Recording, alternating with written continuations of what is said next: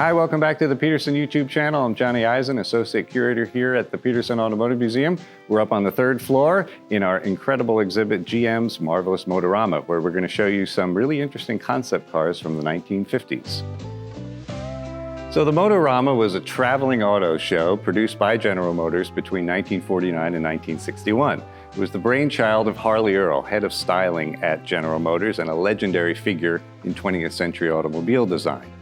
The Motorama featured not just cars, but also products from GM's varied divisions, including appliances from Frigidaire, auto parts, and many other things. But of course, it was the cars that were the star of the show, especially the dream cars. These were concept cars, what we now call concept cars, which was an idea thought of by Harley Earl to show the public technological advances, design features that wouldn't appear on automobiles sometimes for decades later. These cars were not meant for production, much like concept cars today, and this was a totally new idea for the public at the time. Now, the Motoramas weren't just a static display of cars and products. They were a spectacle. They featured song and dance numbers, dancers in lavish costumes, orchestras, decorated ballrooms, and crowds of people in suits, ties, hats, and fancy dresses, as was the way it was in the 1950s. Here we have the LaSalle II Roadster. This car was presented at the 1955 Motorama. It was designed by a man named Carl Renner, who was a very interesting designer and one of the favorites of Harley Earl. First, we'll talk about LaSalle. LaSalle was a General Motors brand, started in the 1920s. It built its last car in 1940. It always had a special place in Harley Earl's heart because the first car he designed for General Motors was the 1927 LaSalle Roadster. After the war, Harley Earl decided to gauge public interest in a return for LaSalle. LaSalle was a sister brand to Cadillac, so they were the cars that LaSalle produced were slightly smaller than Cadillacs. They were a little cheaper, but they still had the refinement and the technology of the Cadillac cars. One of the first things we notice about this car is its small size. It's very diminutive, really distinctive from other cars of the 1950s. And the reason for that was it was meant to compete with European sports cars, cars like the British MG and the German Porsche, all which were really tiny compared to American cars. This car has a fiberglass body. It was very small and light. It never went into production, but there's a very distinctive feature here that you'll find familiar, and that's this deep side scoop. This car, at one time, it was thought that it was considered to be the updated Corvette. It never did become a Corvette, but this design feature, of course, appeared on the facelifted 1957 Corvette. This car was designed by Carl Renner. Like I said, one of Harley Earl's favorite designers. Carl Renner was a very interesting guy. He started out as a painter, a background painter at Disney, but he always loved doodling cars. And at one point, he decided he wanted to try to become a car designer, sent a portfolio of his designs to Harley Earl, who hired him almost immediately and gave him his own office in the GM styling department. So this car featured independent rear suspension, which was a really forward-thinking piece of engineering for a sports car at the time. And gave the car, or would have given the car, had it actually run, we'll get into that in a minute, really unique and special handling. Combined with the small size and light weight, this would have been a really fun performance car had it ever gone into production. One of my favorite design features of this car, of course, are these open rear wheels, which are really cool and very unlike anything else really produced ever. The wheels are unique in that they have the brake drums cast in the center of them, so no need for hubcaps.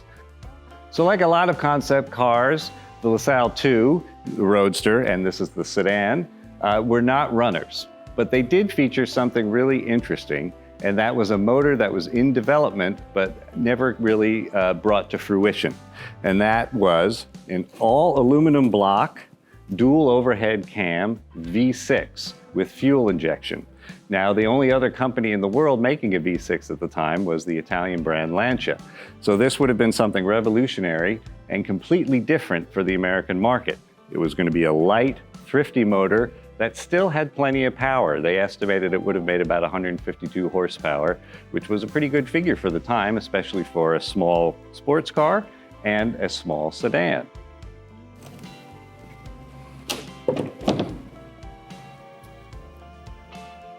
So this is the other LaSalle II concept from 1955. This is the LaSalle II Sedan.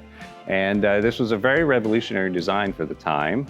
It looks quite dowdy, I guess, to modern eyes, but this was a really significant car in that its size was much smaller than anything else General Motors was producing at the time. This car is about a foot shorter than the 1955 Chevrolet Bel Air. It's narrower, but interior dimensions are about the same. And this was a really new idea. General Motors was looking at European cars, especially sedans from companies like Mercedes-Benz, and these were downsized when it was compared to American cars. The other thing this car lacks that American cars at the time had was lots of chrome, features like tail fins. This is 1955, so tail fins hadn't quite grown to skyscraper size yet, but they were about to. So something this size for a family car was really quite radical as far as an American manufacturer is concerned. All right, so in 1955, we're right in the middle of the space age, and this car represents that aesthetic really well. You've got this incredible bubble windshield, which extends into the roof. This would be used on later, like Chevy Impalas in the early 60s. Another incredible feature are what I call the kissing doors. You've got front hinges on the front doors, rear hinges on the rear doors, so that the doors open completely. Like I said, this is a downsized sedan, so that gives you lots of room for entry and exit. You've got this cool wraparound rear window, and of course a brushed aluminum roof, which helps save weight. The car is made out of fiberglass, but early fiberglass from the 1950s was very thick and actually rather heavy. We think of it as very light material, but it wasn't quite light yet.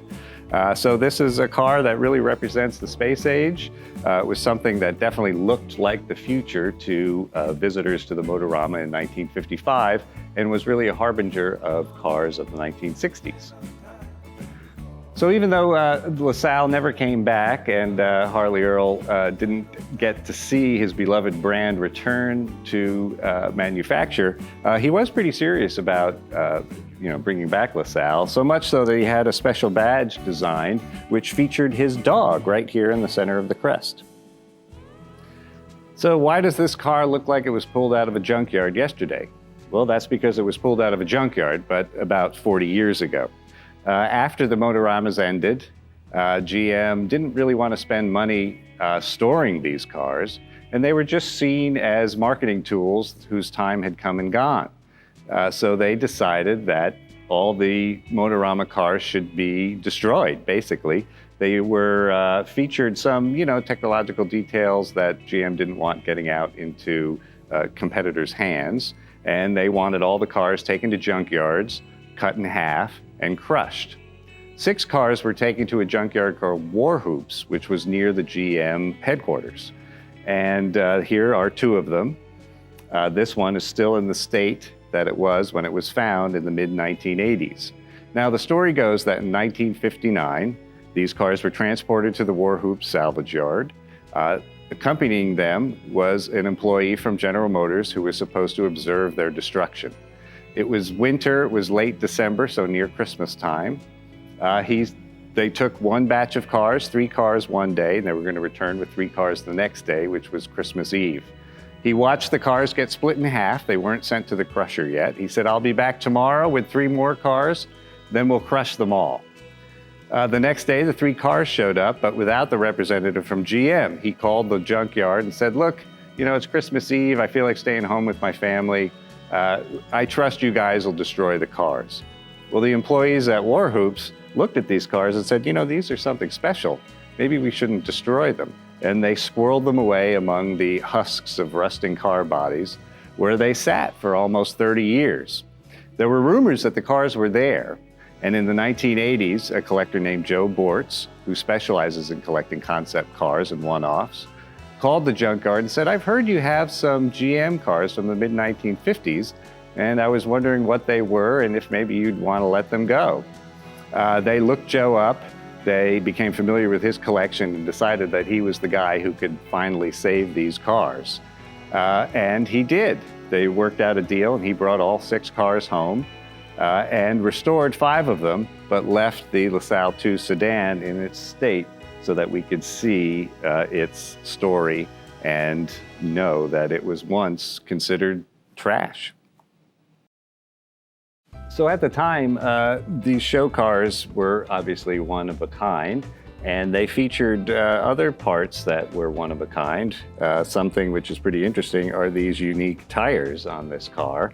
They're made by the company US Royal, which later became Uniroyal, and they are really just for show. If we look at them closely, they don't really have much tread. They're very narrow, but they have these really cool strakes all around the sidewall. And you see they're marked XP55, standing for Experimental 1955. And they were made, we're not sure if they were made specifically for these LaSalles, but they were definitely made for concept cars and were not meant to be driven on. So it was a good thing that the LaSalles didn't have working engines in them. So this car obviously underwent an extensive restoration. It was in multiple pieces when it was found in the junkyard. The doors were missing, some of the gauges were missing, the interior was completely destroyed. And it was really quite an incredible job that they put it back together to make it look like it did when it first appeared at the 1955 Motorama. The body's fiberglass, so it wasn't corroded at least. It was really quite an amazing thing.